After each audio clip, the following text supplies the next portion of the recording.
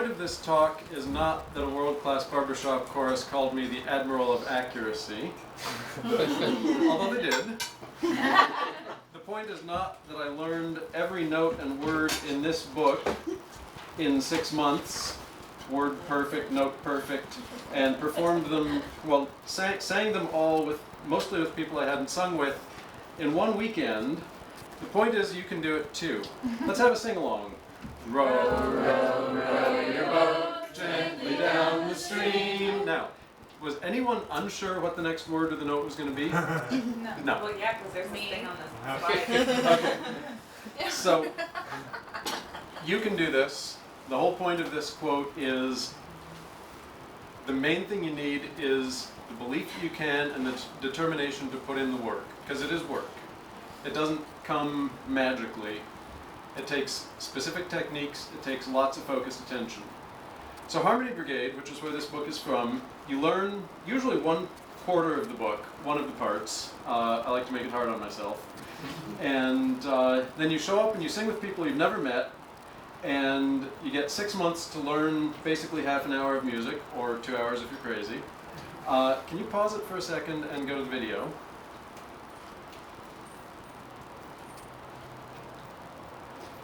So this year my quartet won Harmony Brigade against like 20 some other quartets, and I want to show I had not sung in this quartet before this weekend.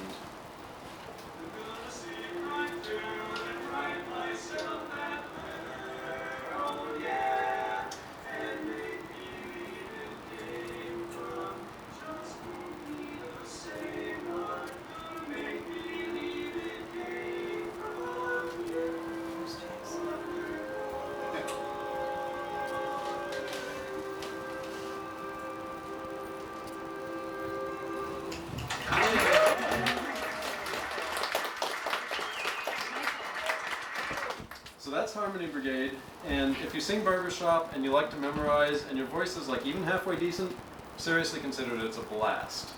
Now, the idea of learning it is to intend and carry through on learning it so well, it's like a nursery song, you just know what the next note is, or it's like getting a song stuck in your head. Yes, even the baritone part, you get it stuck in your head just like a melody. The mailman passes by and I just wonder why he never stops to ring my front door, he never rings my front door bell. I got the timing a little wrong. Okay. Next most important thing after deciding that you're going to learn it perfectly is never learn it wrong. If you learn it wrong, it takes 3 times as long to learn it correctly. I'll talk later about how you make sure you never learn it wrong. But basically, you learn to know when you don't know a note and check it. Pay attention always to, do I know the next note or not? Do I have any uncertainty? Wait, what was that note? Oh, it was front door bell. Okay. And I have done this while driving. I've never gotten in an accident. I have almost missed my exit a few times. I don't recommend doing that. So, the way I do it is I learn a little bit. I learn like half a measure or 1 measure and sing it a few times. Then I check anything I don't know. Then I learn a bit more and sing like the whole measure, or measure and a half. And I repeat and repeat and repeat. Anytime I don't know, I go back and check. And then I take breaks. So be uncomfortable with your uncertainty. Be uncomfortable with going, I'm not sure that I know what that is. Never, ever guess. Never guess. Because if you guess, then you're learning uncertainty. Become certain before you rehearse it. And while you're rehearsing it, you may notice that you're uncertain again. Go back and review. Okay. 1, 2, 3, 4, 5, 6, 7, 8. 5, 6, 7, 1, 2, 3, 4, 5. That is the foundation of learning to read music well enough to apply it to learn vocal music. Basically, when we get to the next slide, this is the 1, which means that this is the 2. So this symbol just means that these are coming up, and the next to last one of these is where the 1 is. 1, 2, 3, 4, 5, 6, 7, 8. 1, 7, 6, 5, and so on. So 1, 7, 1, 3, 2, and I sang this one twice as long because it has less ink. The less ink it has, the longer it goes. Now, in 40 seconds, you now know about a tenth, maybe a 20th of what you need to know to read music, to check the spots, so that you can just go straight to the song and know. Shoot, I wish this was going a little slower. The point is, you can learn to read music well enough to read music to learn from. This is my superpower, proofreading. I listen to the learning tracks, I compare them to the spots, and I notice when there's a discrepancy. That is very hard to do. Professionals, I've found mistakes in professional learning tracks all the time. But if you work at it, it really helps you soak it up. So this is what to do and what you don't do. And if you develop your skills of attention and develop your skills of noticing when you don't know and put in the effort, the intention of never rehearse it wrong, never rehearse it when you're uncertain. The minute you notice, oh, I'm not sure what that note was, stop yourself, check it, go through the measure a few times, sing it right, go through the neighboring 3 measures, sing it right, go through like the neighboring, the thing that I sang from memory earlier, the mailman passes by, this is 2015. I had not looked at that part before 5 minutes ago in 4 years, and I still knew it that well. How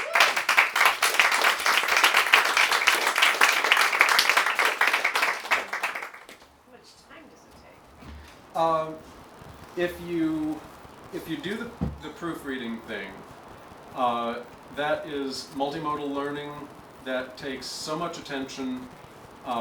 Even just trying to do it, probably you can learn a song in, I don't know, 3-4 hours. So, and if you don't do it, you can learn the song in maybe 6 hours. I'm guessing it'll vary person to person. Just experiment with it. But you all know the nursery rhymes. You all know the Twinkle Twinkle and the Row Row Your Boat. You can do this. It just matters if you want to. Yeah. Have you applied these techniques to learning other types of, memorizing other types of material? Sure. My background includes musical theater, Gilbert and Sullivan, Stanford Savoyards, and in musical theater you are so exposed, you're the only one talking or the only one singing a lot of the time, or maybe there's like a quartet on stage. You're way more exposed than in most barbershop, and you just get it right. But I mean, not music, but memorizing. Yes, lines. Lines. You learn lines in musical theater. Sure, Spoken but lines. not performance, but like say memorizing chemistry formulas or something. 3.1415926535897932338. Wait, 3238 4626. Point made. We get it. We're impressed. The whole thing, start to finish. You've talked in the past, you didn't say this just now, but memory palace stuff, is this related to that at all? It is not. Okay. I do not use memory palace techniques. I have nothing against them, but for something that's as sequential as music, wandering through the memory palace, putting each note in a place and then retrieving it would probably take a lot longer than just learning it as a flow. Do you dance? I do not dance. Or not much. My physical sense of rhythm is not nearly as good as my vocal sense of rhythm. Just wondering what other things might have flow besides. I am sure that this could be applied to choreo, to choreographed dance. It could be applied to. You don't often need a long, complicated, semi-arbitrary sequence of physical actions that you repeat a lot and have to learn. Phone numbers, so do that. Huh? You turn phone numbers into a flow, it's a lot, or credit card numbers, it's a lot easier to remember. Well, for numbers I actually have a different technique, which is noticing arithmetic connections between adjacent numbers, like 8, 2, 6, 4, 6. I mean, that just rolls off the tongue when you. So, yeah, but what that does for me is it helps me pay attention to these numbers in this sequence and think about them not just as a sequence, although I am, but also as a pattern between the numbers.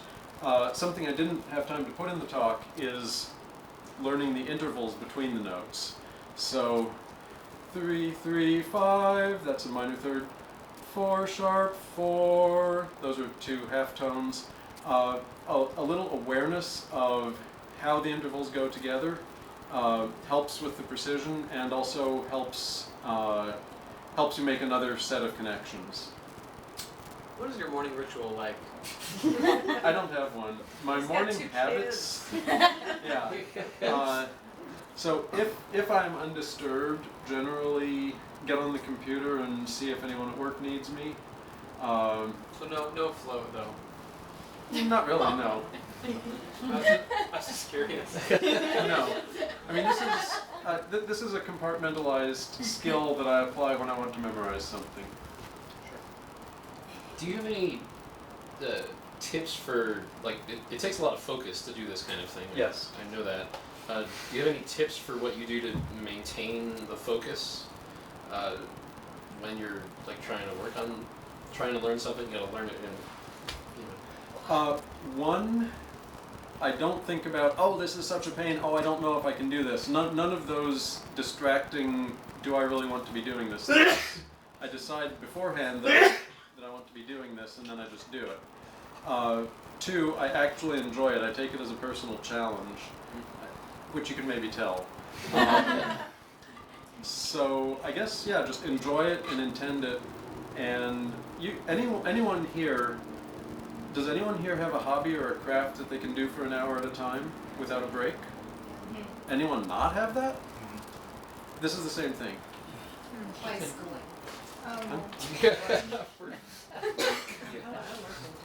Well, running or bicycling doesn't take physical attention, but something like, rug hooking or cooking.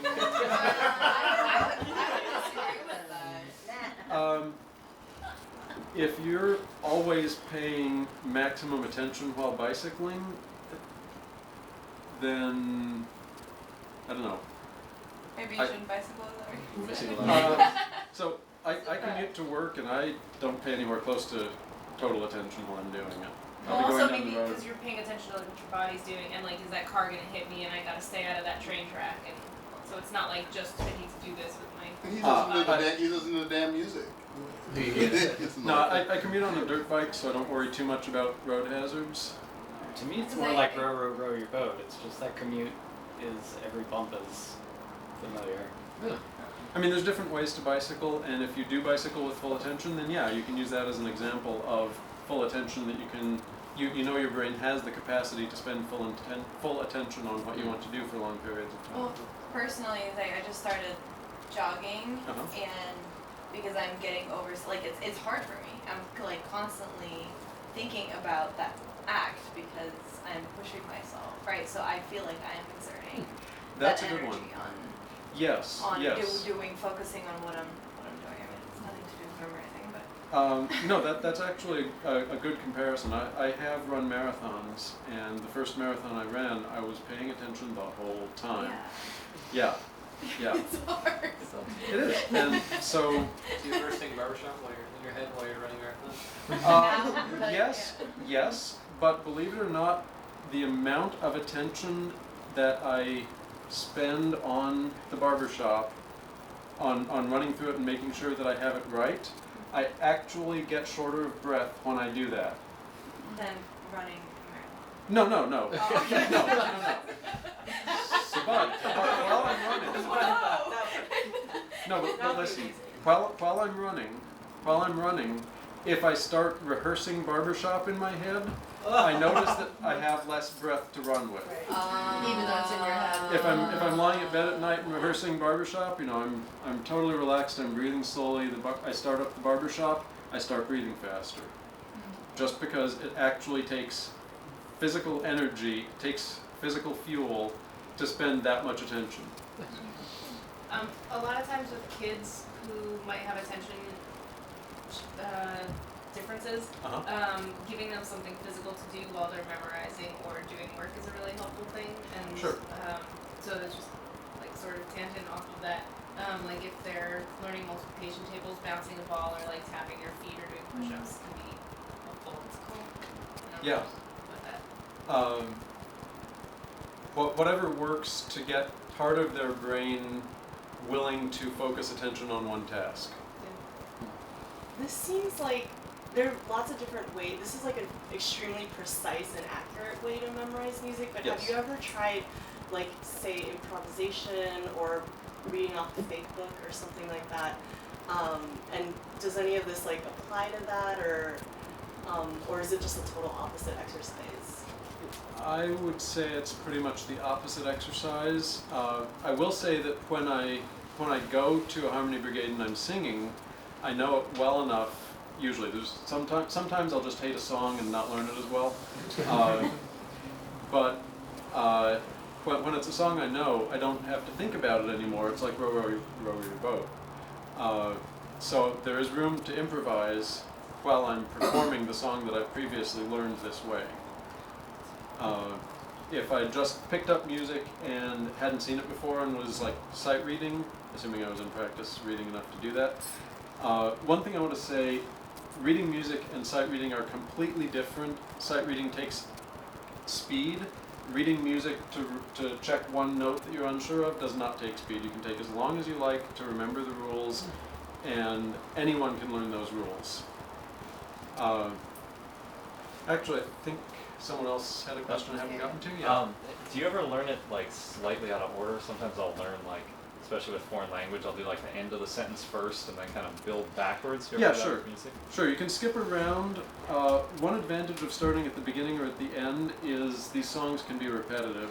And in the harder kinds of song, which Harmony Brigade does, often the two verses will have like 3 notes different between the two verses. So you really want to learn it as a complete sequence with a start and an end, and oh, I'm on the first verse, so naturally I sing these notes instead of those notes. Gotcha. Go ahead. So I I guess was we'll do wondering- 3 more questions. Okay. I was wondering when you're, if you've ever messed up while being on stage, like what are some of the things that you do in the moment to kind of get back into? So earlier in this video, I sing a wrong word. It was supposed to be and I sang oh yeah, because oh yeah comes at the exact same place in the repeat chorus, what you heard. So yes, you mess up, but if you know it this well, you just keep flowing. You don't have to recover. You know what the next note is. It's like, oh well, okay, I stumbled, but I'm still walking because walking is easy.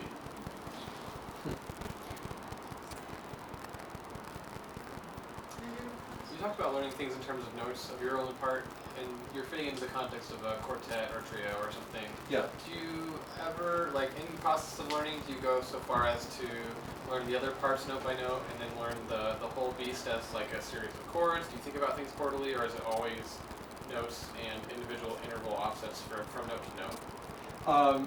Generally, I don't think about barbershop songs consciously chordally. Microtuning, of course, is very important, but I mostly do that by ear while I sing. Other people have other styles. I was in a quartet with a guy who was a math teacher, and he would cover his sheet music with annotations of this is a this chord in this inversion for every chord. I learn it as 4 different songs, basically. That if 4 people sing one of those songs a piece, they happen to make a barbershop song.